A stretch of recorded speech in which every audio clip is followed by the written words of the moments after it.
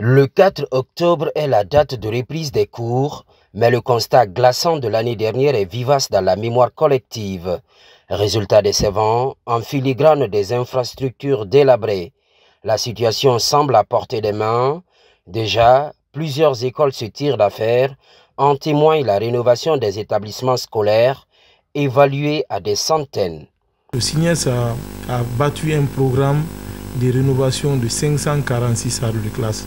Rassurez-vous, ce plan sera suivi à la lettre.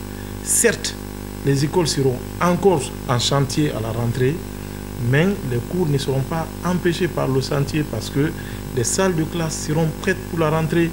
Et ce qui va rester, ça serait maintenant les travaux au niveau de l'aménagement de la cour, les latrines, peut-être les fenêtres et la peinture. Ce lot de réalisations, bien qu'important au niveau du public, est loin de combler le gap qui se chiffre à 1880 écoles sous hangar, soit 20 000 salles de classe à mettre à disposition. Par ailleurs, dans le privé, précisément au groupe scolaire La Haute-Marée, on dénombre 3 établissements. Ceux de Bessia et la Minière ont presque bouclé leurs revêtements en peinture.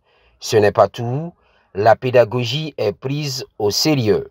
On a eu une séance de rencontre avec les enseignants retenus pour leur dire la nouvelle dynamique de la direction pour l'année prochaine, pour que chacun se reconnaisse dans cette nouvelle dynamique. Donc on a échangé, ils ont donné les choses à revoir et c'est ce que nous sommes en train de revoir maintenant là.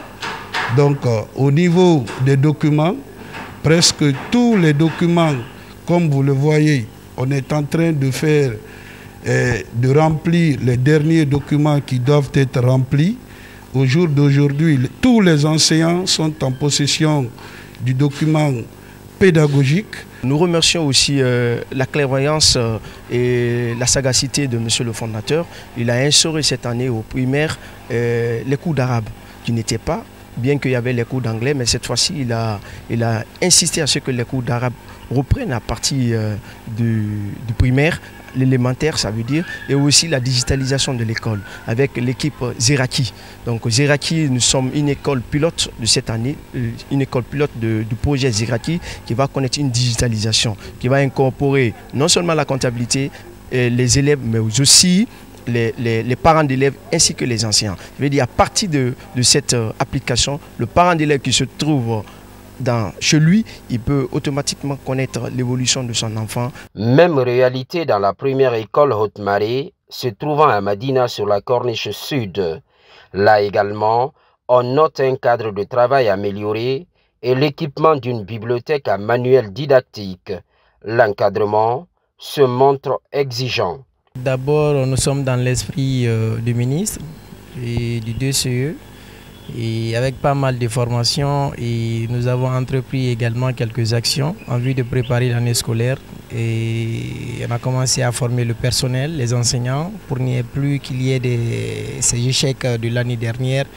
Donc nous avons entrepris pas mal de choses du côté aussi du recrutement des élèves qui viennent avec un niveau très très bas. Et beaucoup ont repris des classes, d'autres également sont en formation avant vraiment la rentrée proprement dite. Tout semble prêt pour entamer les cours. Un parent d'élève rencontré sur place régularise la scolarité de ses enfants. Et à juste raison. J'ai plus de 6 enfants ici. On a préparé les enfants. Bon, ici encore, ça tombe juste. Je vais dire, j'ai vu les images sont changées, ils ont mis la peinture, ils ont de bonnes éducations. Ils enseignent les enfants aussi. Bon. En tout cas, il y a de bonnes éducations ici. C'est pourquoi je tiens toujours Haute-Marée. Décideurs, encadreurs, parents et élèves comptent pallier le taux d'échec record de l'année passée. Pendant ce temps, les inscriptions et réinscriptions se poursuivent dans les 3 écoles La Haute-Marée. Objectif, absorber au plus vite un effectif important d'élèves afin de relever le niveau d'apprentissage avant les évaluations de fin d'année scolaire.